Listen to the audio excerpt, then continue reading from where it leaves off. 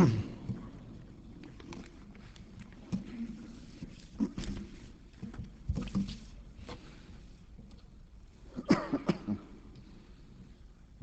أن لا إله إلا الله وحده لا شريك له وأشهد أن محمدا عبده ورسوله أما بعد فأعوذ بالله من الشيطان الرجيم بسم الله الرحمن الرحيم الحمد لله رب العالمين الرحمن الرحيم مالك يوم الدين إياك نعبد وإياك نستعين اهدنا الصراط المستقيم صراط الذين أنعمت عليهم غير المغضوب عليهم ولا الضالين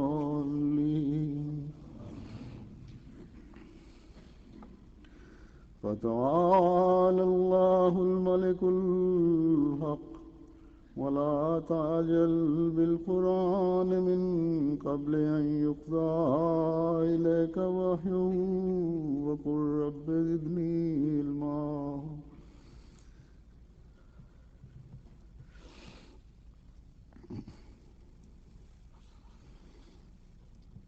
اس آیت کا ترجمہ یہ ہے، بس اللہ سچا بادشاہ ہے، بہت رفیع شان ہے، بس قرآن کے پڑھنے میں جلدی نہ کیا کر، پیشتر اس کے کہ اس کی وحی تجھ پر مکمل کر دی جائے، اور یہ کہا کر کہ اے میرے رب مجھے علم میں بڑھا دے۔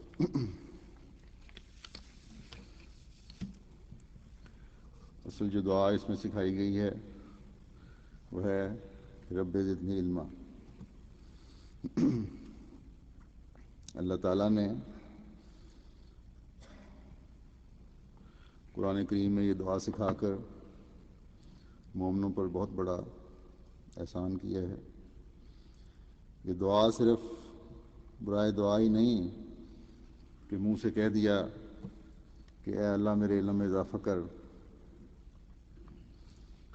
اور علم میں اضافے کا عمل شروع ہو جائے گا یہی کہنے سے، بلکہ یہ توجہ ہے مومنوں کو کہ ہر وقت علم حاصل کرنے کی تلاش میں بھی رہو، علم حاصل کرنے کی کوشش بھی کرتے رہو۔ طالب علم ہو تو محنت سے پڑھائی کرو اور پھر دعا کرو تو اللہ تعالیٰ حقائق اشیاء کے راستے بھی کھول دے گا، علم میں اضافہ بھی کر دے گا۔ اور پھر صرف یہ طالب علموں تک ہی بس نہیں ہے، بلکہ بڑی عمر کے لوگ بھی یہ دعا کرتے ہیں اور اس دعا کے ساتھ اس کوشش میں بھی لگے رہیں کہ علم میں اضافہ ہو اور اس کی طرف قدم بھی بڑھائیں۔ تو یہ سب طبقے کے، سب عمروں کے لوگوں کے لیے یہ دعا ہے۔ ایک حدیث میں آتا ہے کہ اطلب العلم من المہد الی اللحد، یعنی چھوٹی عمر سے لے کے، بچپنے سے لے کے آخری عمر تک، جب تک قبر میں پہنچ جائے انسان علم حاصل کرتا رہے۔ تو یہ اہمیت ہے اسلام میں علم کی۔ پھر اس کی اہمیت کا اس سے بھی اندازہ لگا لیں کہ اللہ تعالیٰ کے کسی بھی حکم یا دعا پر سب سے زیادہ تو حضرت صلی اللہ علیہ وسلم نے عمل کیا اور آپ عمل کرتے تھے۔ اللہ تعالیٰ تو خود آپ کو علم سکھانے والا تھا، اور قرآن کریم جیسی عظیم الشان کتاب بھی آپ پر نازل فرمائی جس میں کائنات کے سربستہ اور چھپے ہوئے رازوں پر روشنی ڈالی، جس کو اس وقت حضرت صلی اللہ علیہ وسلم کے علاوہ کوئی شاید سمجھ بھی نہ سکتا ہو۔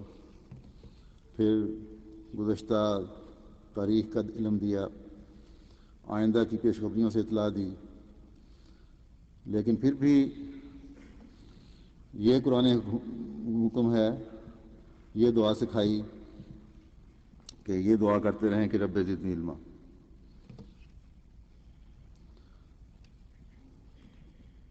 تو بہرحال ہر انسان کی استعداد کے مطابق علم سیکھنے کا دائرہ ہے اور اس دعا کی قبولیت کا دائرہ ہے۔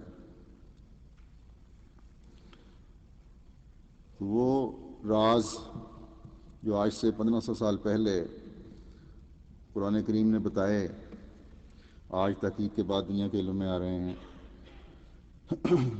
بہرحال یہ باتیں جو آج انسان کے علم میں آ رہی ہیں، اس محنت اور شوق اور تحقیق اور لگن کی وجہ سے آ رہی ہیں جو انسان نے کی۔ آج یہ ذمہ داری ہم احمدیوں پر سب سے زیادہ ہے کہ علم کے حصول کی خاطر زیادہ سے زیادہ محنت کریں، زیادہ سے زیادہ کوشش کریں، کیونکہ حضرت اقدس مسیح موعود علیہ الصلوۃ والسلام کو بھی قرآن کریم کے علوم و معارف دیے گئے ہیں، اور آپ کے ماننے والوں کے بارے میں بھی اللہ تعالیٰ کا وعدہ ہے کہ میں انہیں علم و معرفت اور دلائل عطا کروں گا۔ تو اس کے لیے کوشش اور علم حاصل کرنے کا شوق اور دعا کہ اے میرے اللہ، اے میرے رب، میرے علم کو بڑھا، بہت ضروری ہے۔ گھر بیٹھے ہی سب علوم و معارف نہیں مل جائیں گے، اور پھر اس کے لیے کوئی عمر کی شرط بھی نہیں ہے۔ تو سب سے پہلے تو قرآن کریم کا علم حاصل کرنے کے لیے، دینی علم حاصل کرنے کے لیے ہمیں حضرت اقدس مسیح موعود علیہ الصلوۃ والسلام نے جو بے بہا خزانے مہیا فرمائے ہیں ان کو دیکھنا ہوگا، ان کی طرف رجوع کریں، ان کو پڑھیں، کیونکہ آپ نے ہمیں ہماری سوچوں کے لیے راستے دکھا دیے ہیں۔ ان پر چل کر ہم دینی علم میں اور قرآن کے علم میں ترقی کر سکتے ہیں، اور پھر اسی قرآن کریم کے علم سے دنیاوی علم اور تحقیق کے بھی راستے کھل جاتے ہیں۔ اس لیے جماعت کے اندر حضرت اقدس مسیح موعود علیہ الصلوۃ والسلام کی کتب پڑھنے کا شوق اور اس سے فائدہ اٹھانے کا شوق نوجوانوں میں بھی اپنی دنیاوی تعلیم کے ساتھ ساتھ ہونا چاہیے، بلکہ جو تحقیق کرنے والے ہیں، بہت سارے طالب علم مختلف موضوعات پر ریسرچ کر رہے ہوتے ہیں، وہ جب اپنے دنیاوی علم کو اس دینی علم اور قرآن کریم کے علم کے ساتھ ملائیں گے تو نئے راستے بھی متعین ہوں گے، ان کو مختلف نہج پر کام کرنے کے مواقع بھی میسر آئیں گے جو ان کے دنیا دار پروفیسر ان کو شاید نہ سکھا سکیں۔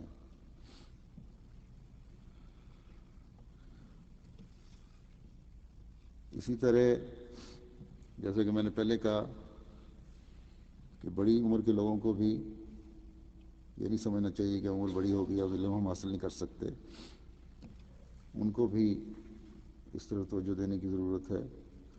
حضرت اقدس مسیح موعود علیہ الصلوۃ والسلام کی کتب پڑھیں، اس بارے میں پہلے ہی میں کہہ چکا ہوں کہ یہ سوچ کر نہ بیٹھ جائیں کہ اب ہمیں کس طرح علم حاصل ہو سکتا ہے، اب ہم کس طرح اس سے فائدہ اٹھا سکتے ہیں۔ حضرت مسلم موعود نے تو لکھا ہے کہ حضرت صلی اللہ علیہ وسلم کو یہ دعا جو سکھائی گئی، یہ تقریباً جب یہ صورت اتری آیت اتری آپ کی عمر کو 55-56 سال تھی. تو کہتے ہیں کہ یہ اس لیے مومنوں کو توجہ کرنی چاہیے اس طرف، یہ ہمارے لیے بھی ہے کہ کسی بھی عمر میں علم حاصل کرنے سے غافل نہیں ہونا چاہیے اور مایوس نہیں ہونا چاہیے. پھر آپ اس کی تشریح کرتے ہوئے مسلم فرماتے ہیں کہ دنیا میں عام طور پر یہ خیال کیا جاتا ہے کہ بچپن سیکھنے کا زمانہ ہوتا ہے، جوانی عمل کا زمانہ ہوتا ہے، اور بڑھاپا عقل کا زمانہ ہوتا ہے. لیکن قرآن کریم کی روح سے ایک حقیقی مومن ان ساری چیزوں کو اپنے اندر جمع کر لیتا ہے. اس کا بڑھاپا اسے قوت عمل اور علم کی تحصیل سے محروم نہیں کرتا. اس کی جوانی اس کی سوچ کو ناکارہ نہیں کر دیتی، بلکہ جس طرح بچپن میں جب وہ ذرا بھی بولنے کے قابل ہوتا ہے، ہر بات کو سن کر اس پر فوراً جرا شروع کر دیتا ہے اور پوچھتا ہے کہ فلاں بات کیوں ہے اور کس لیے ہے، اور اس میں علم سیکھنے کی خواہش انتہا درجہ کی موجود ہوتی ہے.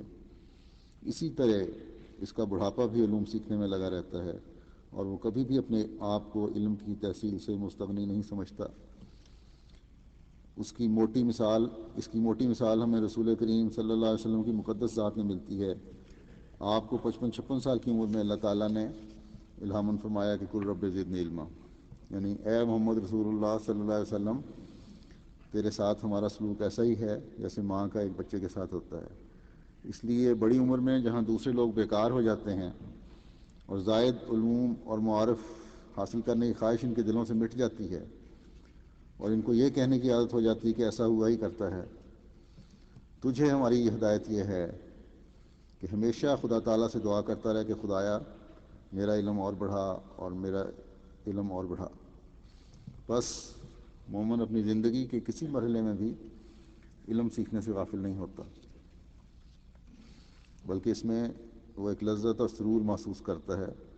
اس کے مقابل میں جب انسان پر ایسا دور آ جاتا ہے جب وہ سمجھتا ہے کہ میں نے جو کچھ سیکھنا تھا سیکھ لیا ہے، اگر میں کسی امر کے متعلق سوال کروں گا تو لوگ کہیں گے کیسا جاہل ہے، اسے ابھی تک فلاں کا بھی پتہ نہیں، تو ایسا شخص پھر علم حاصل کرنے سے محروم رہ جاتا ہے.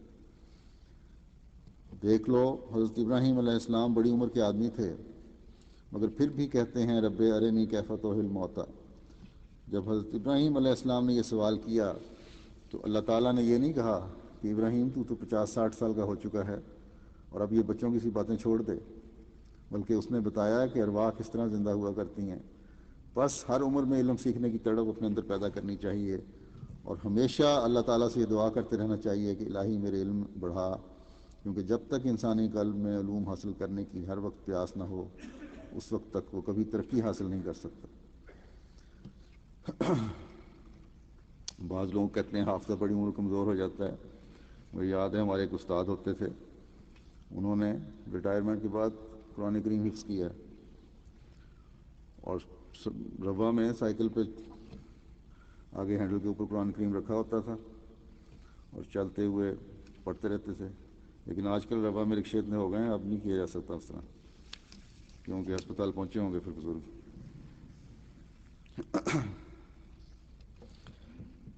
احادیث بیان کرتا ہوں. آن صلی اللہ علیہ وسلم آپ علم کے بارے میں مختلف رائے میں جو آپ نے ہمیں فرمایا کیا ہیں. ایک روایت میں آتا ہے کہ حضرت ابو ہریرہ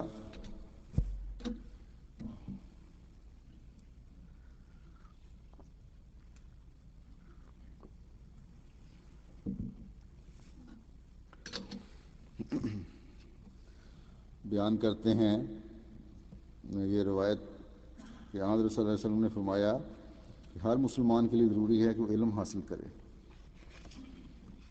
اب مسلمانوں میں جو نسبت ہے علم حاصل کرنے کی وہ دوسری دنیا کے مقابلے میں بہت تھوڑی ہے اور حکم ہمیں سب سے زیادہ ہے. پھر ایک روایت میں ہے ابو ہریرہ بیان کرتے ہیں کہ حضرت صلی اللہ علیہ وسلم نے فرمایا اچھا صدقہ یہ ہے کہ ایک مسلمان علم حاصل کرے پھر اپنے مسلمان بھائی کو سکھائے. تو یہ ہے علم حاصل کرنے کی اہمیت اور پھر اس کو سکھانے کی کہ یہ ایک صدقہ ہے اور صدقہ بھی ایسا ہے جو صدقہ جاریہ ہے. کہ دوسروں کو علم سکھاؤ تو تمہاری طرف سے ایک جاری صدقہ شروع ہو جاتا ہے۔ اسی لیے اساتذہ کی عزت کا بھی اتنا حکم ہے کہ اگر ایک لفظ بھی کسی سے سیکھو تو اس کی عزت کرو۔ بڑا معزز پیشہ ہے اساتذہ کا۔ لیکن پاکستان وغیرہ میں اس کو بھی صرف آمدنی کا ذریعہ بنا لیا گیا ہے اور یہ پیشہ بھی بدنام ہو رہا ہے۔ ٹھیک ہے، جائز طور پر ایک ملازم ہے، اس پیشہ اختیار کرتا ہے، اس کو تنخواہ ملتی ہے، کمانا چاہیے، یا پھر ٹیوشن بھی لی جا سکتی ہے۔ لیکن ہوتا یہ ہے یہاں وہاں آج کل کہ اسکولوں میں پڑھائی کی طرف توجہ نہیں دیتے، پڑھانے کی طرف، اور طالب علم کو کہہ دیا کہ تم میرے گھر آنا اور ٹیوشن پڑھو، اور پھر ٹیوشن بھی اتنی لیتے ہیں کہ جو بعضوں کی پہنچ سے باہر ہوتی ہے۔ امیر آدمی سے چلو لے لی، لیکن بیچارے غریبوں کو بھی نہیں بخشتے، اور اگر ٹیوشن نہ پڑھیں تو امتحان میں فیل ہو جاتے ہیں۔ پہلے ہی کہہ دیتے ہیں اگر پاس ہونا ہے تو ٹیوشن پڑھو، اور پھر بیچارے بعض لوگ مقروض ہو جاتے ہیں اسی ٹیوشن کی وجہ سے، ایسے طالب علم یا ان کے والدین۔ تو اہم سی اساتذہ کو اس سے پرہیز کرنا چاہیے، اپنا ایک نمونہ دکھانا چاہیے، اور جو علم اور فیض انہوں نے حاصل کیا ہے اس کو دوسروں تک پہنچانے میں کنجوسی اور بخل سے کام نہیں لینا چاہیے۔ پھر ایک روایت میں ہے، حضرت مسروق بیان کرتے ہیں کہ ایک دفعہ حضرت عبداللہ بن مسعود کے پاس ہم آئے، آپ نے فرمایا ہے لوگوں، اگر کسی کو علم کی بات معلوم ہو تو بتا دینی چاہیے، اور جسے علم کی کوئی بات معلوم نہ ہو تو سوال ہونے پر وہ جواب دے کہ اللہ عالم، یعنی اللہ تعالیٰ بہتر جانتا ہے، کیونکہ یہ بھی علم کی بات ہے کہ انسان جس بات کو نہیں جانتا اس کے متعلق کہے کہ اللہ تعالیٰ ہی بہتر جانتا ہے۔ اللہ تعالیٰ اپنے نبی صلی اللہ علیہ وسلم کو فرماتا ہے، اے رسول،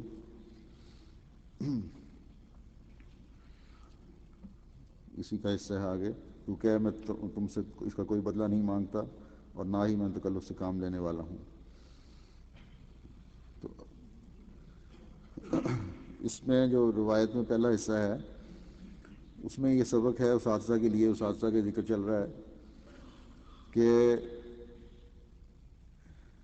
اسکولوں میں ایک تو میں نے کہا نا کہ ٹیوشن کی طرف زیادہ توجہ ہے، پڑھانے کی طرف کم۔ دوسرے یہ ہے کہ تیاری کے بغیر بعض دفعہ پڑھانے چلے جاتے ہیں، اور اگر کوئی نئی چیز پڑھانے کی پڑ جائے تو پھر کافی ان کو دقت کا سامنا ہو رہا ہوتا ہے، پھر غلط سلط جو کچھ آتا ہے پڑھا دیتے ہیں، اور اس طرح پھر طلباء کی بھی ایک طرح کی غلط قسم کی رہنمائی ہو جاتی ہے۔ تو اگر فرمایا کہ یہی بہتر طریقہ ہے کہ اگر نہیں علم تو کہہ دو کہ مجھے علم نہیں ہے، آج میری تیاری نہیں، میں نہیں پڑھا سکتا۔ تو علم سکھانے والے کو بھی ایمانداری کا تقاضا یہ ہے کہ صرف اپنی انا کی خاطر نہ بیٹھ جائے، بلکہ اگر علم نہیں ہے تو بتا دے کہ علم نہیں ہے۔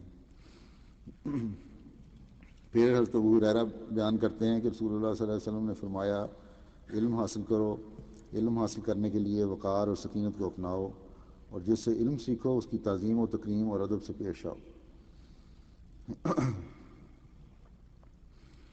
تو اس میں طلباء کے لیے نصیحت ہے کہ اپنے استاد کی عزت کرو، ایک وقار ہونا چاہیے۔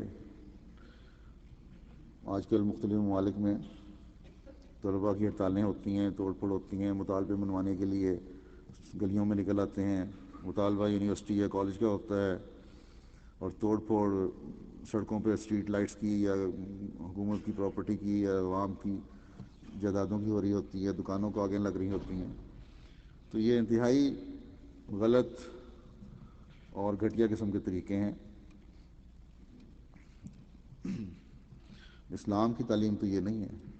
طالب علم علم حاصل کرتا ہے، اس کو تو ایک وقار پیدا ہونا چاہیے اس کے اندر، اور ادب اور احترام پیدا ہونا چاہیے اساتذہ کے لیے بھی، اپنے بڑوں کے لیے بھی، نہ کہ بدتمیزی کا رویہ اپنایا جائے۔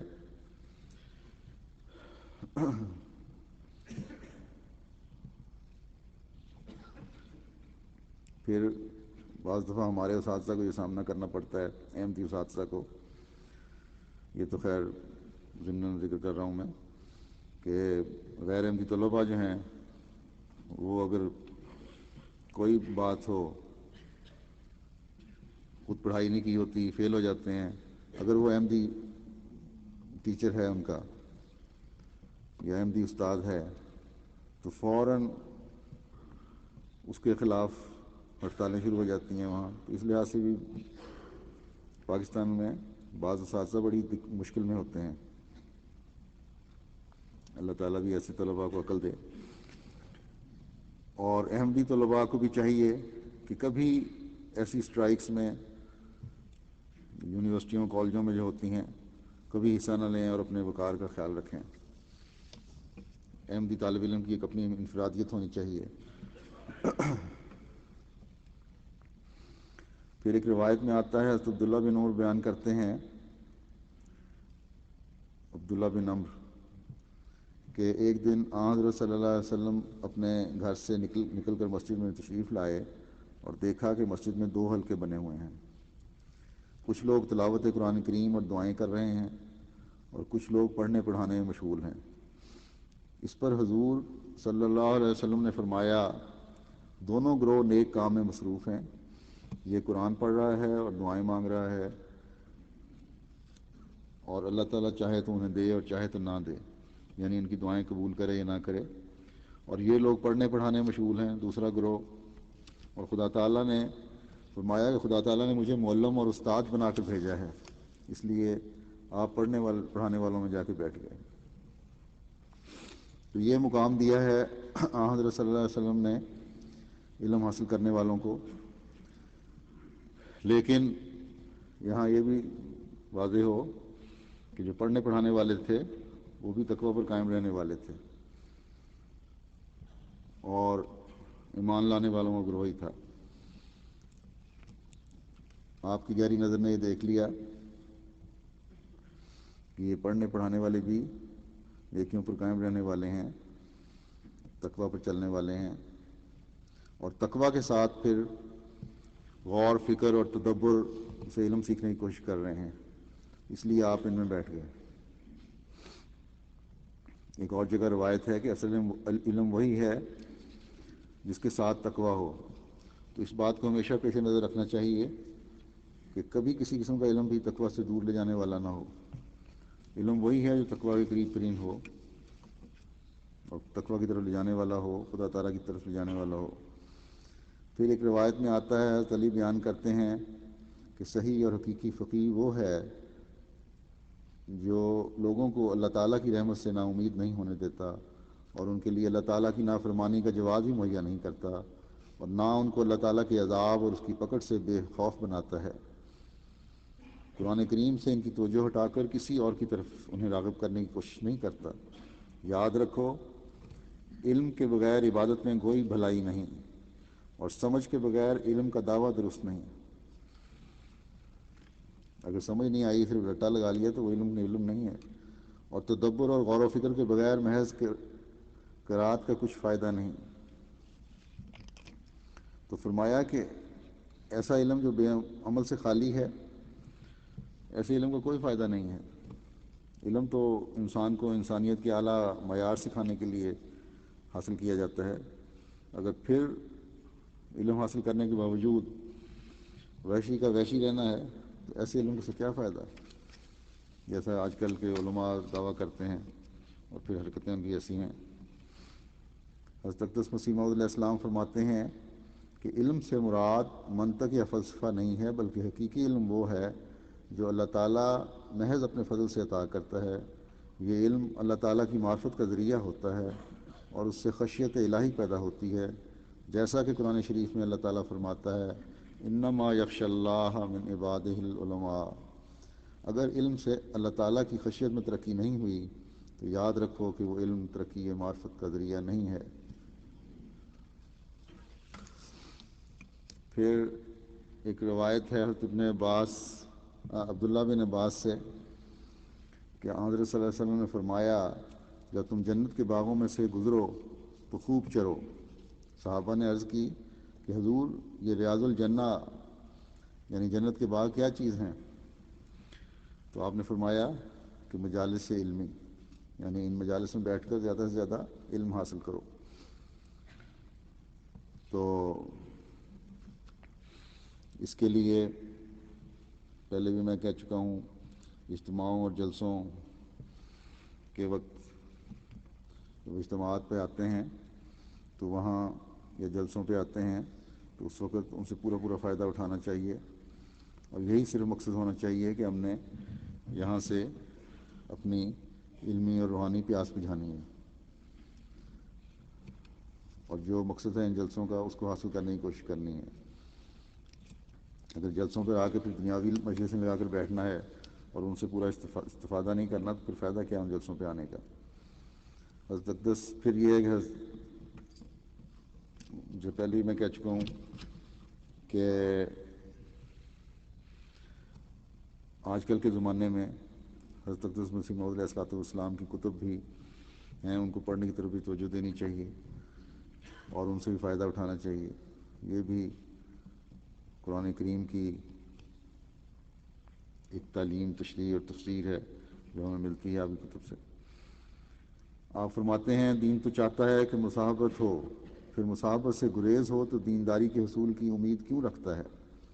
ہم نے بارہا اپنے دوستوں کو نصیحت کی ہے اور پھر کہتے ہیں کہ وہ بار بار یہاں آ کر رہیں اور فائدہ اٹھائیں، مگر بہت کم توجہ کی جاتی ہے۔ لوگ ہاتھ میں ہاتھ دے کر دین کو دنیا پر مقدم کر لیتے ہیں مگر اس کی پرواہ کچھ نہیں کرتے۔ یاد رکھو قبریں آوازیں دے رہی ہیں اور موت ہر وقت قریب ہوتی جاتی ہے۔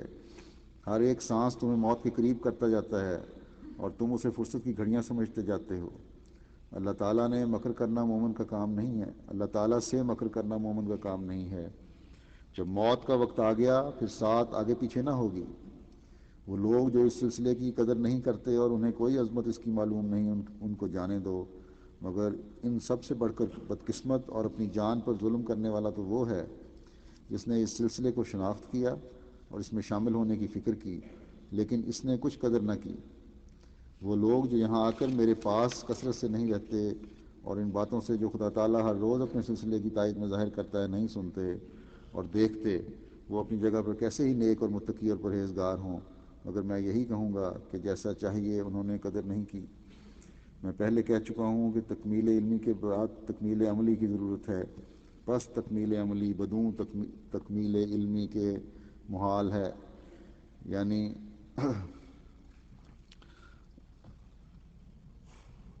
جو عمل ہے علم حاصل کیے بغیر بہت مشکل ہے، اور جب تک یہاں آ کر نہیں رہتے تکمیل علمی مشکل ہے۔ پھر فرمایا کہ بارہا خطوط آتے ہیں کہ فلاں شخص نے اعتراض کیا اور ہم جواب نہ دے سکے، اس کی کیا وجہ ہے؟ یہی کہ وہ لوگ یہاں نہیں آتے اور ان باتوں کو نہیں سنتے جو اللہ تعالیٰ اپنے سلسلے کی تائید میں علمی طور پر ظاہر کر رہا ہے۔ تو اب وہ باتیں کتابوں کی صورت میں بھی اس وقت بھی اکٹھی ہو رہی تھیں، پھر ملفوظات کی صورت میں بھی اکٹھی ہو چکی ہیں۔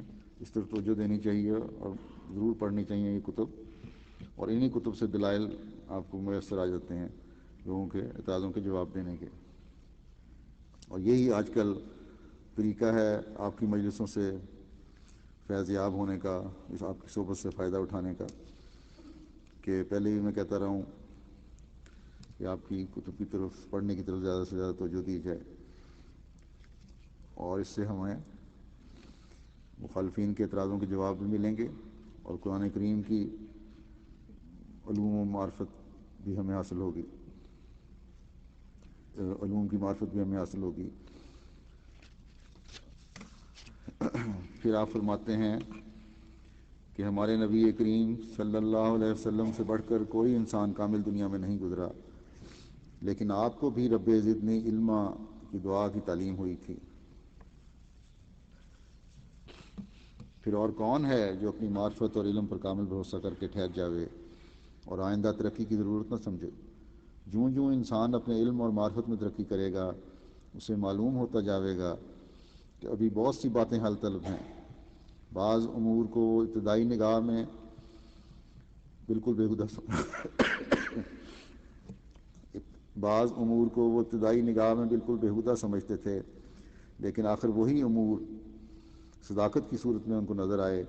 اس لیے کس قدر ضروری ہے کہ اپنی حیثیت کو بدلنے کے ساتھ علم کو بڑھانے کے لیے ہر وقت کی تکمیل کی جاوے۔ تم نے بہت ہی بےہودہ باتوں کو چھوڑ کر اس سلسلے کو قبول کیا ہے۔ اگر تم اس کی بابت پورا علم اور بصیرت حاصل نہیں کرو گے تو اس سے تمہیں کیا فائدہ ہوا؟ تمہارے یقین اور معرفت میں قوت کیوں کر پیدا ہوگی؟ ذرا ذرا سی بات پر شکوک و شبہات پیدا ہوں گے اور آخر قدم کو شکوک و شبہات پیدا ہوں گے اور آخر قدم کو ڈگمگا جانے کا خطرہ ہے۔ دیکھو، دو قسم کے لوگ ہوتے ہیں، ایک تو وہ جو اسلام قبول کر کے دنیا کے کاروبار اور تجارتوں میں مصروف ہو جاتے ہیں، شیطان ان کے سر پر سوار ہو جاتا ہے۔ میرا یہ مطلب نہیں کہ تجارت کرنی منع ہے، نہیں، صحابہ تجارتیں بھی کرتے تھے، مگر وہ دین کو دنیا پر مقدم رکھتے تھے۔ انہوں نے اسلام قبول کیا تو اسلام کے متعلق سچا علم جو یقین سے ان کے دلوں کو لبریز کر دے انہوں نے حاصل کیا۔ یہی وجہ تھی کہ وہ کسی میدان میں شیطان کے حملے سے نہیں ڈگمگائے، کوئی امر ان کو سچائی کے اظہار سے نہیں روک سکا۔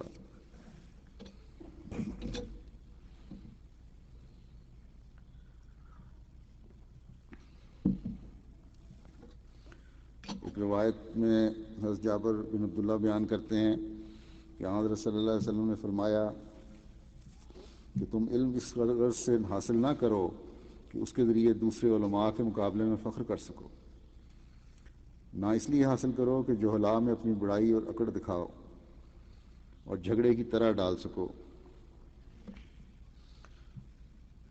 اور نہ اس علم کی بنا پر اپنی شہرت اور نام و نمود کے لیے مجلسیں جماؤ۔ جو شخص ایسا کرے گا یا ایسا سوچے گا اس کے لیے آگ ہی آگ ہے، یعنی اسے مصائب و بلیات اور رسوائی اور بلائیں اور رسوائی کا سامنا کرنا ہوگا۔ تو آج کل ہمارے جو علماء ہیں عموماً مسلمانوں میں، ان کا یہی ہے کہ چھوٹی چھوٹی باتوں میں الجھے رہتے ہیں، ذرا سی بات لے کے اپنی علمیت کا روپ ڈالنے کی زیادہ کوشش ہوتی ہے، اور جس کا کسی بھی قسم کا فائدہ نہیں ہو رہا ہوتا، نہ کوئی علمی نہ روحانی۔ صرف یہ ہے کہ صرف الجھانے کے لیے لوگوں میں کہ ضد اور انا بھی بن جاتی ہے، اور اپنا علم ظاہر کر رہے ہوتے ہیں کہ مجھے اس کا علم ہے، تمہیں نہیں ہے۔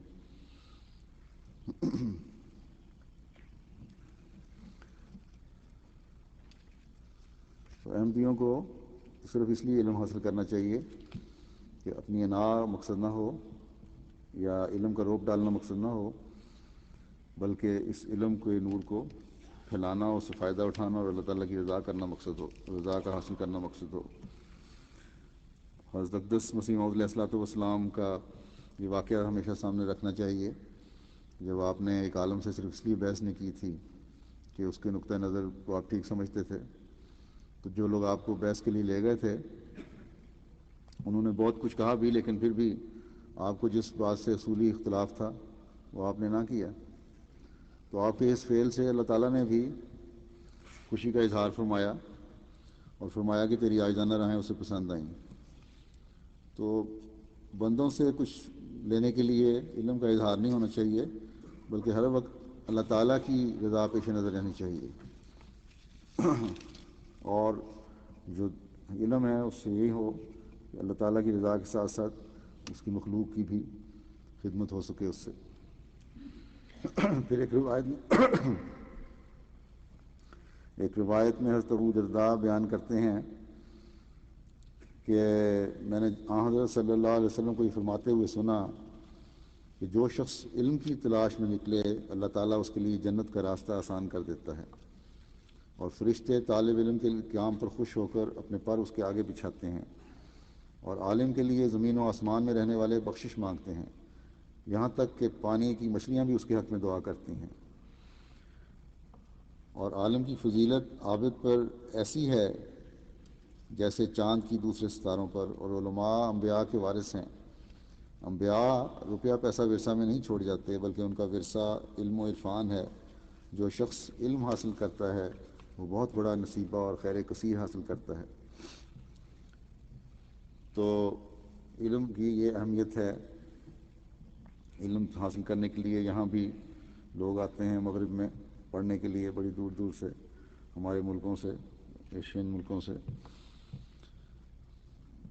اور تو اگر ان کے سامنے اللہ تعالیٰ کی رضا بھی مقصود ہو تو اللہ تعالیٰ ان کے حصول تعلیم کو بھی آسان کر دیتا ہے. تو ان کے لیے جنت کا راستہ آسان کر دیتا ہے. اس کا مطلب یہی بھی ہے کہ اللہ تعالیٰ اتنی آسانیاں پیدا کر دیتا ہے کہ اس دنیا میں بھی ان کے لیے جنت بن جاتی ہے، جنت پیدا ہو جاتی ہے. اور احمدی طالب علم خاص طور پر یہاں جو آ رہے ہیں، جیسے کہ میں نے کہا، ان کا صرف اور صرف ایک ہی مقصد ہونا چاہیے کہ انہوں نے تعلیم حاصل کرنی ہے اور اللہ تعالیٰ کی رضا کے ماتحت چلتے ہوئے تعلیم حاصل کرنی ہے. یہاں کی رونقیں یا دوسرے شوق جو ہیں ان کو اس مقصد کے حصول سے ہٹانے والے نہ ہو جائیں. یہ نیت ہو کہ یہ اعلیٰ تعلیم اللہ تعالیٰ کے حکموں پر عمل کرتے ہوئے حاصل کرنے کے بعد اس کو اپنی عملی زندگی کا حصہ بنانا ہے اور اس سے دوسروں کو بھی فائدہ پہنچانا ہے. اور اگر کوئی چیز حصہ تعلیم اللہ تعالیٰ کے حکم کے خلاف ہے تو پھر اس کو بھی دنیا پہ واضح کرنا ہے، اس میں گہرائی میں جا کے وہ علم حاصل کرنا چاہیے. پھر ایک روایت ہے، حضرت زید بن ثابت بیان کرتے ہیں کہ رسول اللہ صلی اللہ علیہ وسلم نے مجھے سریانی زبان سیکھنے کا حکم فرمایا. اور ایک روایت میں ہے کہ حضور علیہ السلام نے مجھے فرمایا یہودیوں کی خط و کتابت کی زبان سیکھو، کیونکہ مجھے یہودیوں پر اعتبار نہیں کہ وہ میری طرف سے کیا لکھتے ہیں اور کیا کہتے ہیں. زید کہتے ہیں کہ 15 دن ہی گزرے تھے کہ میں نے سریانی میں لکھنا پڑھنا سیکھ لیا. اس کے بعد جب بھی حضور علیہ السلام کو یہود کی طرف کچھ لکھنا ہوتا تو مجھ سے لکھواتے، اور جب ان کی طرف سے کوئی خط آتا تو میں حضور صلی اللہ علیہ وسلم کو پڑھ کر سناتا تھا. تو اس ضمن میں واقفین نو سے بھی میں کچھ کہنا چاہتا ہوں کہ وہ واقفین نو جو شعور کی عمر کو پہنچ چکے ہیں اور جن کا زبانوں کی سیکھنے کی طرف رجحان بھی ہے اور صلاحیت بھی ہے، خاص طور پر لڑکیاں، وہ انگریزی، عربی، اردو اور ملکی زبان جو سیکھ رہی ہیں، جب سیکھیں تو اس میں اتنا عبور حاصل کر لیں. خاص طور پہ لڑکیوں میں زیادہ یہ میں نے دیکھا صلاحیت ہوتی ہے زبانیں سیکھنے کی، کہ جماعت کی کتب اور لٹریچر وغیرہ کا ترجمہ کرنے کے قابل ہو سکیں. تبھی ہم ہر جگہ نفوذ کر سکتے ہیں. مجھے یاد ہے گھانا میں کیتھولک چرچ تھا ایک نارتھ میں، بالکل چھوٹی سی جگہ پہ، میں بھی وہاں رہا ہوں. تو وہ پادری یہاں انگلستان کا رہنے والا تھا. وہ کافی ہفتے میں 4-5 دن موٹر سائیکل پہ بیٹھ کے جنگل میں جایا کرتا تھا. تو میں نے اس سے پوچھا کہ تم کیا کرنے جاتے ہو وہاں؟ اس نے بتایا کہ ایک قبیلہ ہے، ان کی زبان ذرا مختلف ہے باقیوں سے، اور ان کی آبادی صرف 10-15 ہزار ہے، اور وہ صرف اس لیے وہاں جاتا ہے کہ ان کی وہ زبان سیکھے اور پھر بائبل کا اس میں ترجمہ کرے. تو ہمارے لوگوں کو اس طرف، خاص طور پہ واقفین نو بچے تیار ہو رہے ہیں، اس طرف توجہ ہونی چاہیے تاکہ ہمارے پاس ہر زبان کے ماہرین کی ایک ٹیم تیار ہو جائے.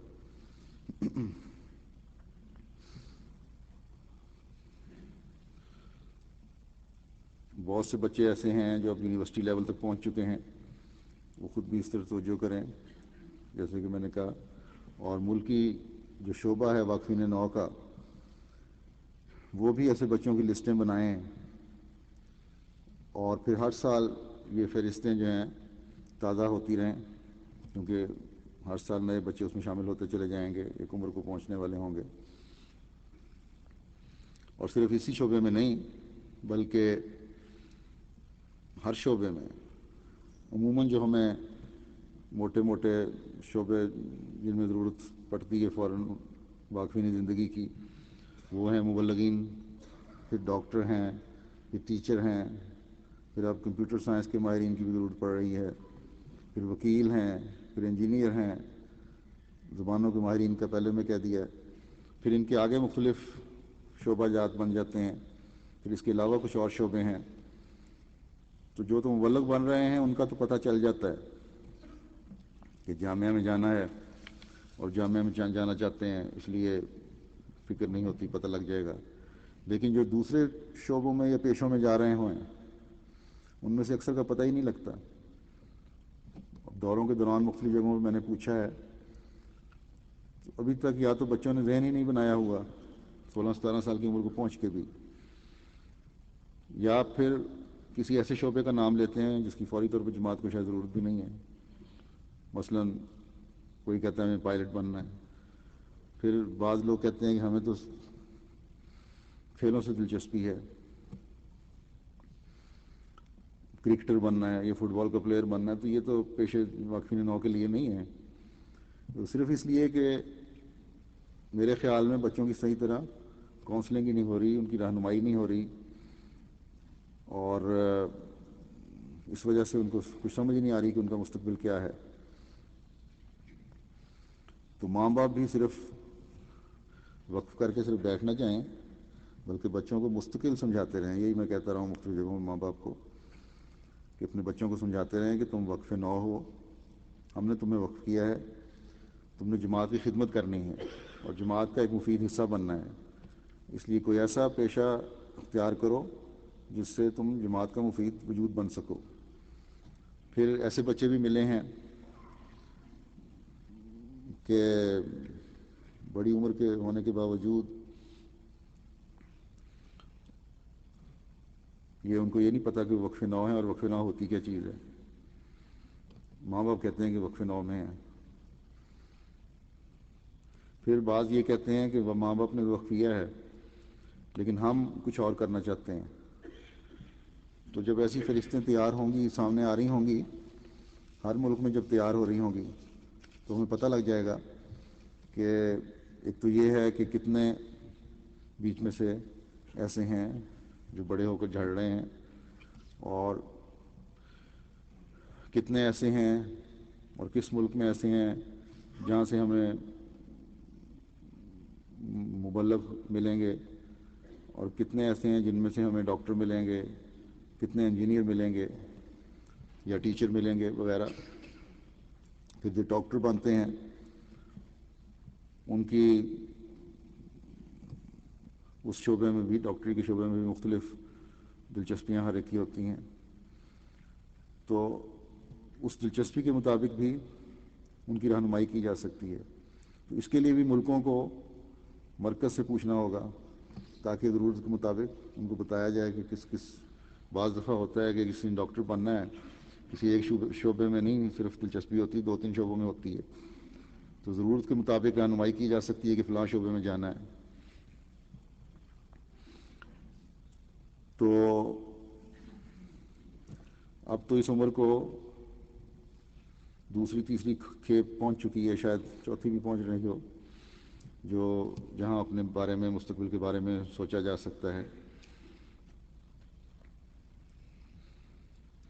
تو اس لیے فہرستیں ہر سال باقاعدہ اس کے مطابق نئے سرے سے بنتے رہنا چاہیے، نئے جو شامل ہونے والے ہیں ان کو شامل کیا جانا چاہیے، جو جھڑنے والے ہیں وہ علیحدہ کیے جانے چاہیے۔ اس لحاظ سے شعبہ وقف نو کو اب کام کرنا ہوگا۔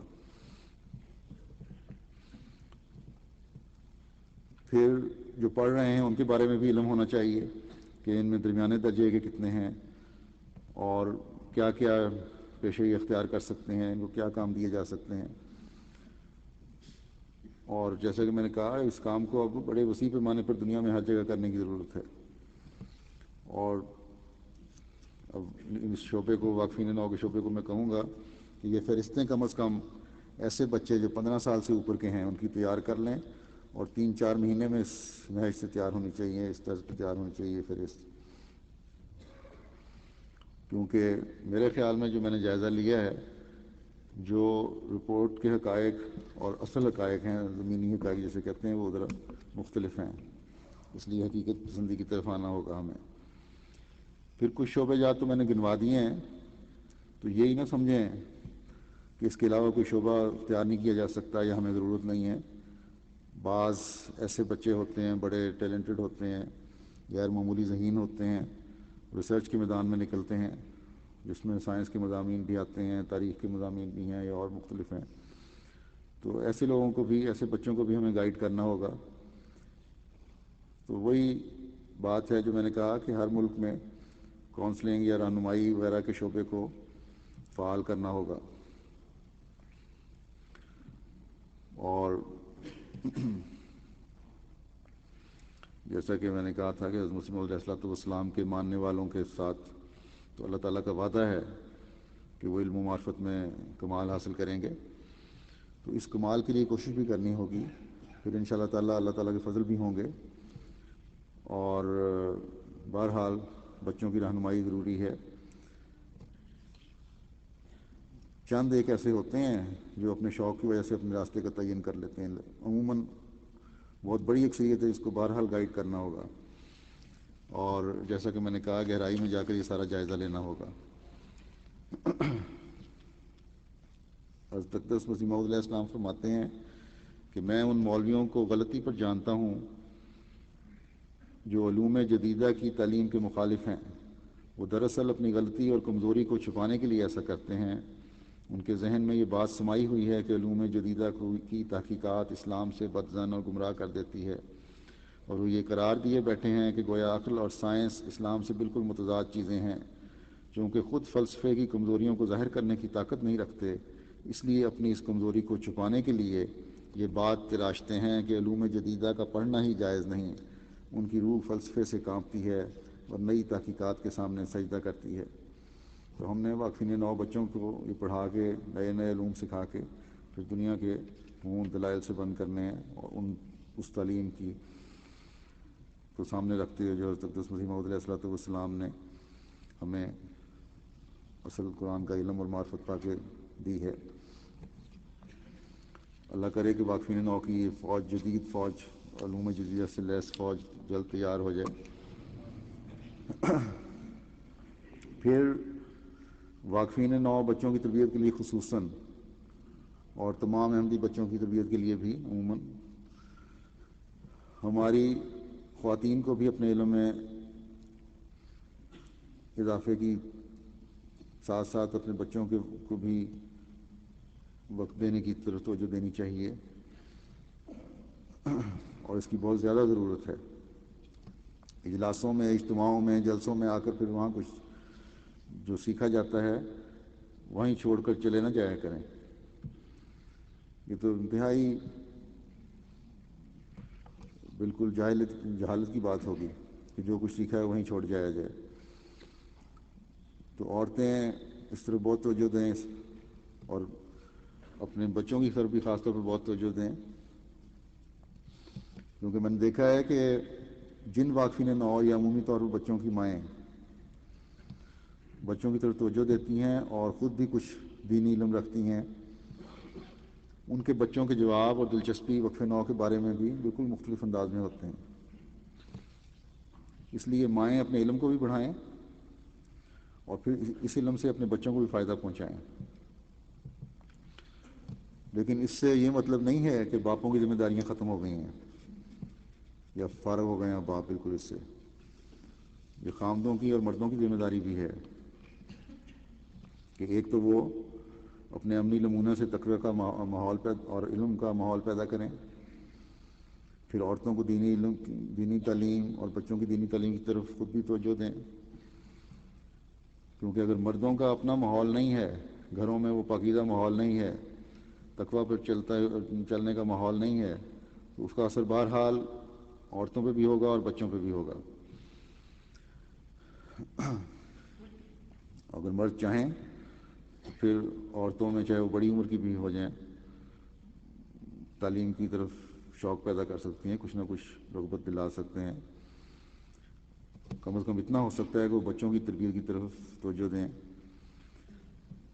اس لیے جماعت کے ہر طبقے کو اس طرف توجہ دینے کی ضرورت ہے، مرد بھی عورتیں بھی.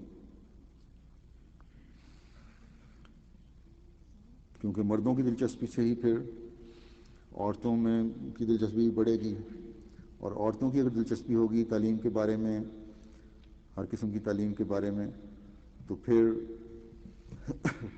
بچوں میں بھی دلچسپی بڑھے گی، ان کو بھی احساس پیدا ہوگا کہ ہم کچھ مختلف ہیں دوسری لوگوں سے، ہمارے کچھ مقاصد ہیں جو اعلیٰ مقاصد ہیں،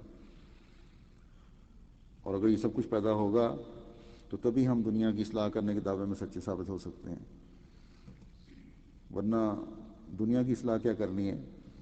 ہماری اپنی اولادیں بھی ہماری دینی تعلیم سے عاری ہوتی چلی جائیں گی اگر ہم خود توجہ نہیں کریں گے تو، کیونکہ تجربے میں یہ بات آ چکی ہے، پہلے کئی ایسے احمدی خاندان جن کی آگے نسلیں احمدیت سے ہٹ گئیں، وہ صرف اسی وجہ سے کہ ان کی عورتیں دینی تعلیم سے بالکل لا علم تھیں، اور جب مرد فوت ہو گئے تو آہستہ آہستہ وہ خاندان یا ان کی اولادیں پرے ہٹتے چلے گئے، اس لیے کہ عورتوں کو کچھ علم ہی نہیں تھا دین کا۔ تو اس طرف بہت توجہ کی ضرورت ہے، عورتوں کو بھی اور مردوں کو بھی اکٹھے ہو کر کوشش کرنی ہوگی تاکہ ہم اپنی اگلی نسل کو بچا سکیں۔ اللہ تعالیٰ ہمیں صحیح طور پر دین کا علم پیدا کرنے اور اگلی نسلوں میں قائم کرنے کی توفیق عطا فرمائے۔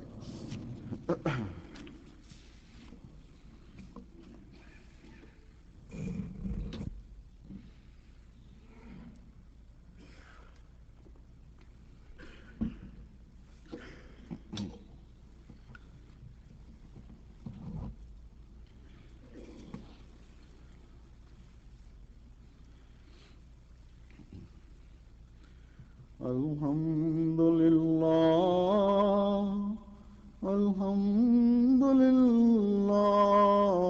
نحمده ونستعينه ونستغفره ونؤمن به ونتوكل عليه ونعوذ بالله من شرور أنفسنا ومن سيئات أعمالنا، من يهده الله فلا مضل له ومن يضلله فلا هادي له، ونشهد أن لا إله إلا الله ونشهد أن محمدا عبده ورسوله۔